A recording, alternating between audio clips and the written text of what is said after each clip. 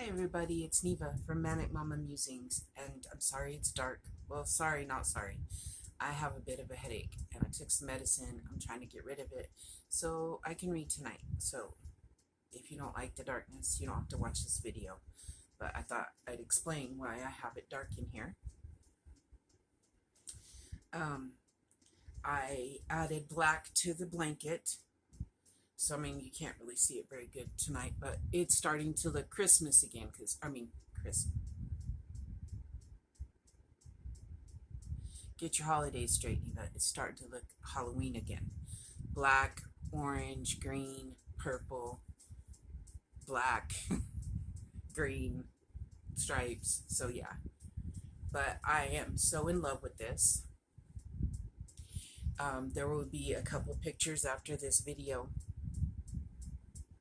of one of my partners in crime or crochet, however you want to see it, snuggling with it today because he, for some reason, first didn't think I should be crocheting, I guess, and then decided he should be just napping under my crochet.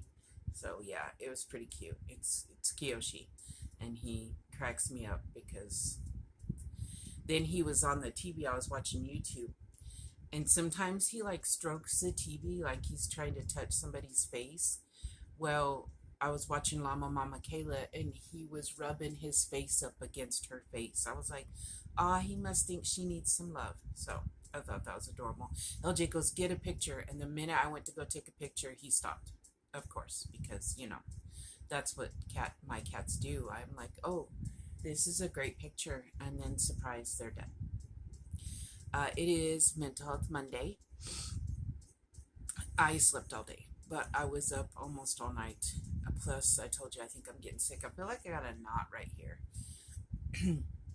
But I really think I'm really not seriously sick because I don't have a fever. I just feel tired and congested. So I really think it's just my allergies. And of course, my body is trying to, like, well, my body just attacks itself. So when it does that, I'm tired. But I really think it's just allergies.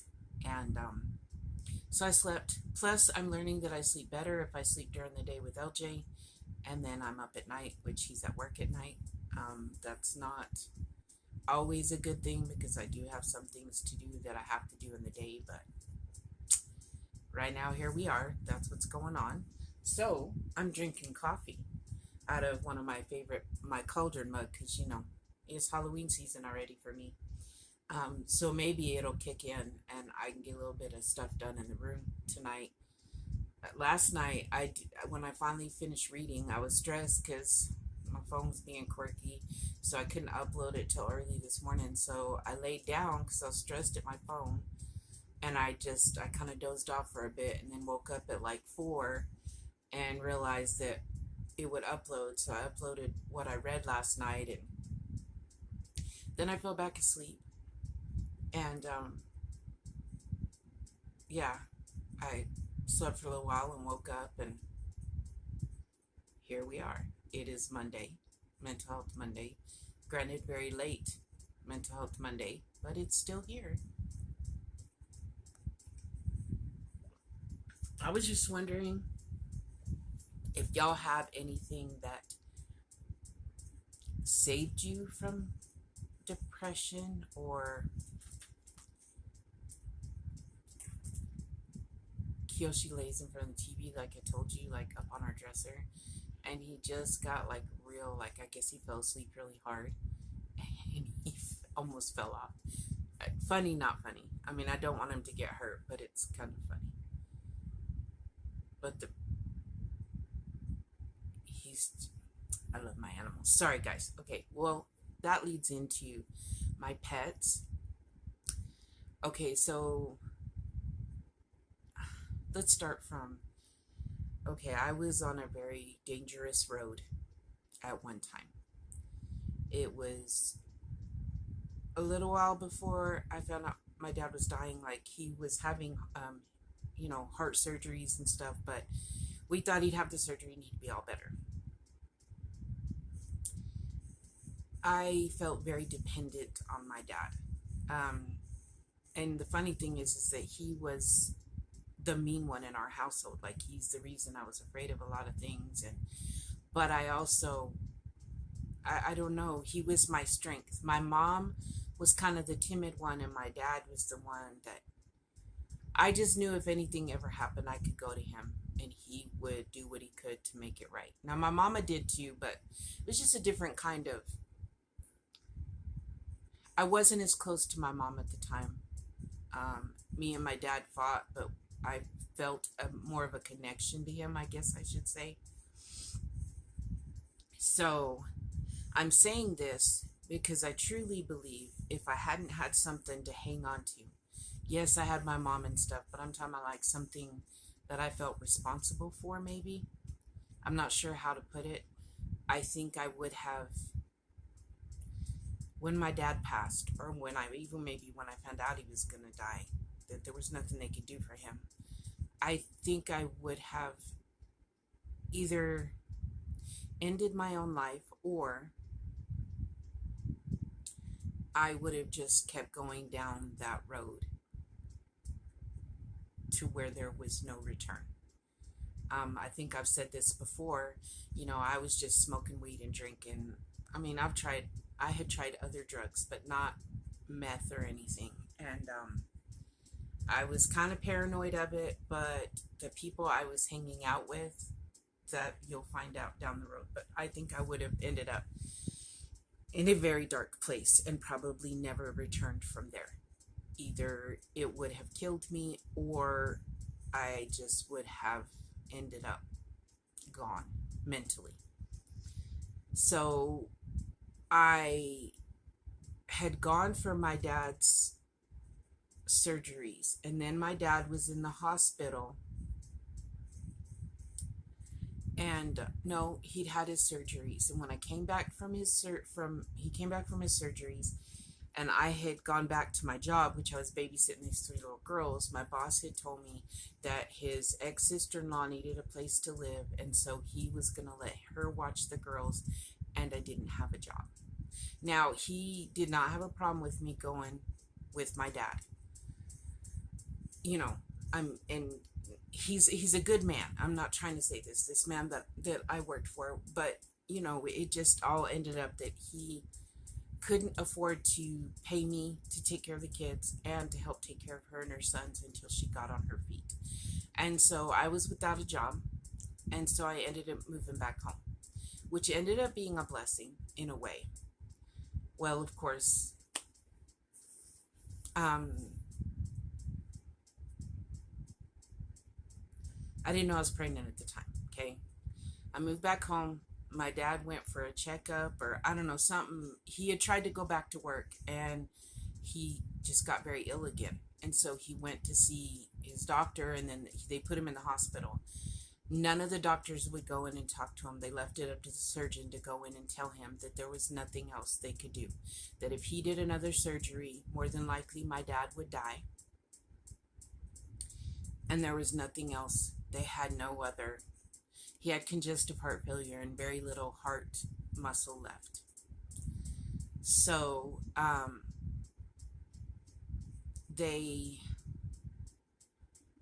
my dad, being the person he was like, well, then just operate on me and get it done with. And he said, I'm not in the business of killing people. If I didn't like you, I might be all for it, but I like you, which I doubt. I mean, what doctor is going to operate knowing someone's going to die? No one wants that publicity. So, but he was like, if I didn't like you, Ray, maybe that'd be the case, but I like you and I'm not going to do that. Which, I know my dad was upset, but it gave him 2 years to see some grandbabies be born and whatnot. So, if I keep wandering off the subject. So, I found out long after that, when we found out my dad was dying, like I was in a terrible depression, and I was back at home when my parents were still in the town I went to school in. And this school was small. I told you, school was K through 12. So there was nothing there.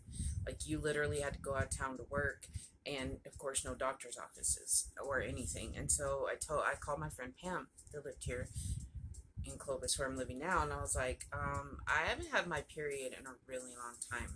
And I'd been having some symptoms before I moved back home. And she goes, girl, I told you you were pregnant. I'm like, no, I'm not. I said, but I apparently need to find out if I am, because I was coming into town and like partying with her on the weekends sometimes. So I came and I went to the clinic. Well, first I went to this place called First Response or First, I don't remember what it was, but it was a place that helped you if you chose to give your baby up. I mean, it did free pregnancy tests. And then if you were in a bad situation and you decided you wanted to give your baby up for adoption, they helped you through that. They helped you make the decision. And then if that was the decision, they helped you with that process. And the pregnancy test came out positive. So then I was like, that can't be right, because it's not a certified nurse that gives you the pregnancy test. It's literally when you buy from the store, you go in, and for whatever reason, I mean, not like you can't pee on a stick at home and find it out. I was convinced that because she wasn't a nurse, it was wrong. My pee was still the same, but so then I went to the actual clinic and I got a pregnancy test done. And of course, like within seconds, it came out positive. And I started crying, and the lady goes, well, I thought you already knew. And I was like, well, I did, but I didn't. Like, I did, but I didn't want to admit it. Like, it was like I was in denial. And she's like, well, you are pregnant. So I called my mom because I was afraid to tell my dad, because I was not married to the father. It was just a whole crazy mess, y'all. And to be honest, I was real messed up. I'd been smoking weed and drinking all this time, not thinking, not knowing, not thinking I was pregnant and whatever. And so I was like, oh my goodness. So I called my mom, hoping she'd tell him. And I was like, are you going to tell him? She was like, I don't want to be the one to tell him, because, my dad had a very bad temper. And I was like, okay, I'll tell him when I get home. So then I postponed going home a couple days because I was scared. Yes, as an adult, I was still afraid of my dad. So I go home, and right away I know that he knows. I know that she told him. She doesn't tell me she told him, but I can tell because of the look on his face, and he wouldn't speak. And for 2 weeks, he didn't speak to me, not at all. And I really wasn't sure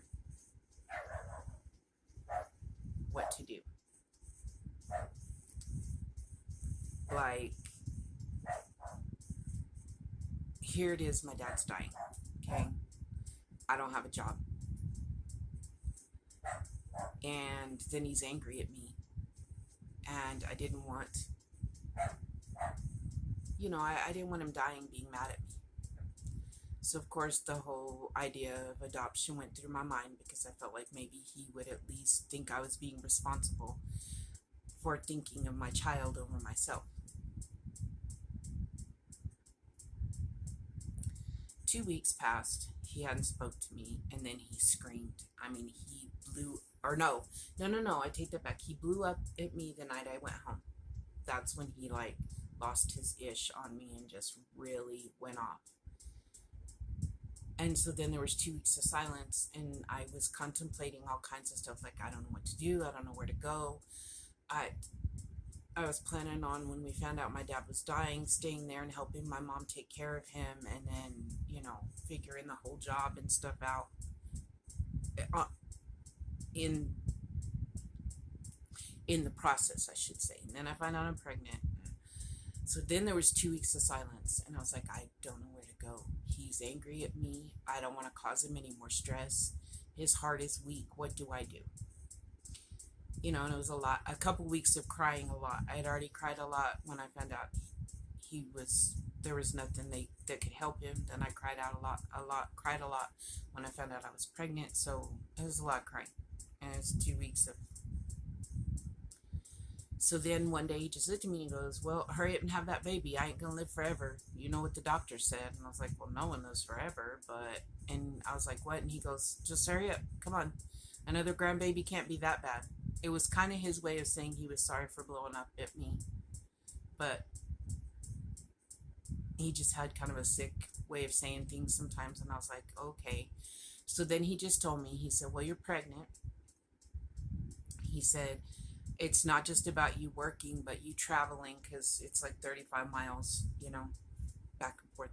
He says, a lot of driving for you. And he says, me and your mom talked about it. And he goes, I think you should just stay home, because your mom goes to Friona and takes care of your nephew. You could stay here at home and take care of me. And he said, we'll be okay. And then we'll just, when the baby's born, we'll figure out what we're going to do. And I was like, are you sure that's what you want me to do? And he said, yes. So that's what I did. And the worse my dad got, of course, the more depressed I got. But I had this baby inside me that kept me going. And I even told my dad, I said, should I give the baby up for adoption? He goes, no. He said, Neva, I think this is what is going to, I think she's going to make you stronger. It'll be okay. Well, because we didn't know I was a boy or girl for most of my, well, really all my pregnancy. We didn't know for sure. So I was like, oh, okay, Dad. And he said, and then we'll figure out when the baby's born what to do. And then my whole pregnancy, I lived in this little bitty town, and people had always kind of messed with me. And then after I married my first husband, who was black, they talked real bad about me. Well, while I was pregnant, they said a lot of bad things about my baby. And then when she was born, they even said things about my baby, a newborn, innocent child. They called her names. They said horrible things. And my dad said, he goes, well, you know what? We're about to lose this house.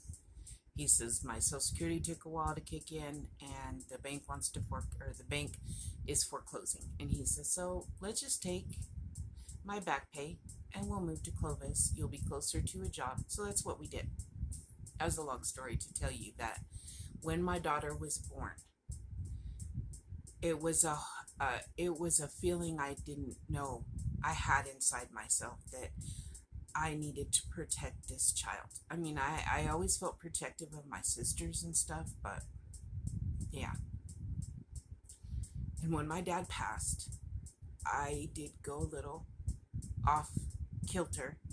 And if I had not had my daughter, I know I would have ended up messing up, because the kind of friends I had, one of my friends showed up at the door after my dad passed with 2 joints and said, or no, 3 joints, and said, smoke them, sell them, I don't care what you do with them, I thought you'd need them, and gave them to me. Okay, I didn't do anything. I threw them away because I knew that I had a baby to think of. So none of that was an option at all. It wasn't. Then me and her dad had gotten we got back together, and he's one that ended up abusing me terribly. But we moved to where my sister lived in Friona. I helped take care of her son while I looked for a job. My brother-in-law had gotten Rihanna's dad a job, and we lived there. And then when he was gone, when I'd finally had enough and he left and it was just me and her, I found the strength I never knew I had, and I worked my butt off trying to take care of me and her, and I was doing very well.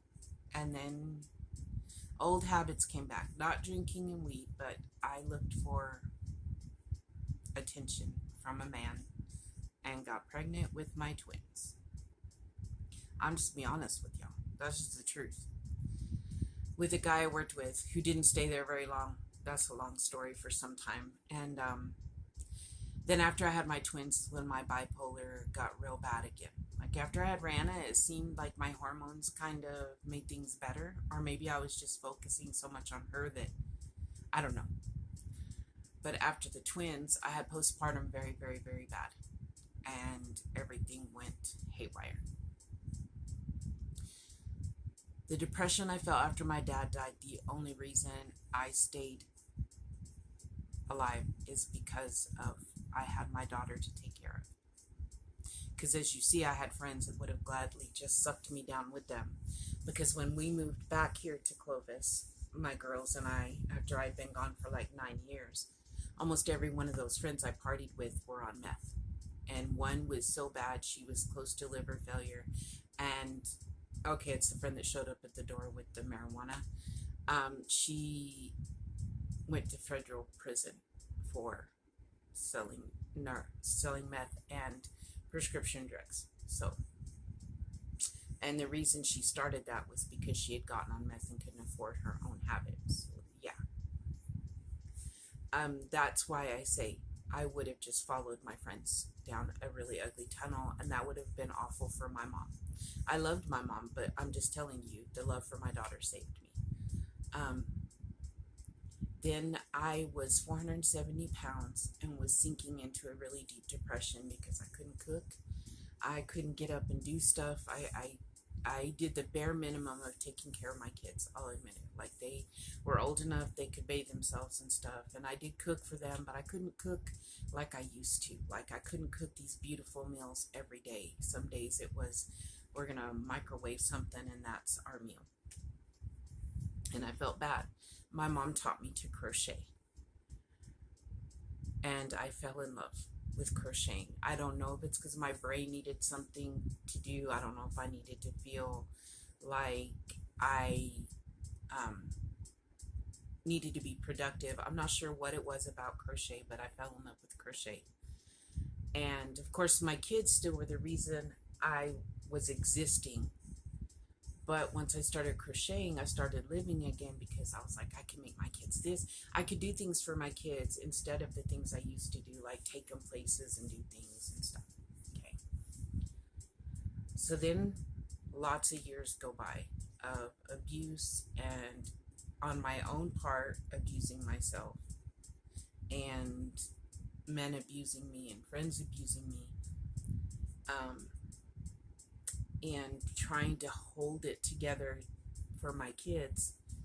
And along came, well, and my pets. That's where my pets come in. Love my pets. When my mom died and LJ had to go back to work, my Ziggy was the one who knew before I ever started crying that something was wrong. And that was when she was small enough to climb up on my lap and not hurt me so bad. So my pets are sometimes my saving grace. Kiyoshi knew how bad I missed Sassy when he knew. He laid on top of me for days after Sassy. And still, he doesn't want to, some days he doesn't want to leave me. So yeah. And then along came this little guy who I would have never dated in a million years back in the day. Goofy, quirky, very outgoing, which I am not, friendly, and even when he drank, which he's sober now, he wasn't a mean drunk. I had never met no one like that was fun when they were drunk. Talented, and he showed me that, because my kids are grown now, and the twins were close to grown, and I was starting to feel, again, like I didn't have a purpose. Like, my kids are about to all be grown. And when they're gone, what am I going to do? Of course, twins still live with us. So I guess that wasn't really going to be a problem. But and not that you have to have someone else. I was feeling good about myself. I had lost weight. I had had bariatric surgery. But here comes this man who loves me in a way I've never. My dad, I always felt like his love was conditional until the end when he was dying and I got to know a lot of things that I didn't know. I felt like even his love was conditional. I had never known a man like him that just loved me because he loves me and appreciates me.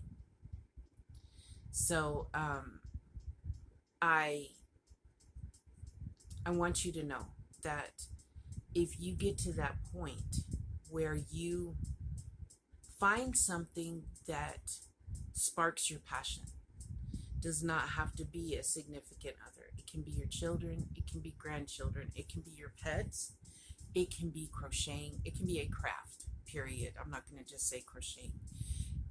There are lots of animal rescues if you are physically well enough to help with them that could use help. If you don't want to commit a lifetime to a pet, you could always foster if you love animals. There are so many options of things that can make you feel, because I have my kids, but there were still days that I felt like I had messed all up and that I wasn't worthy, or I don't know how to explain it.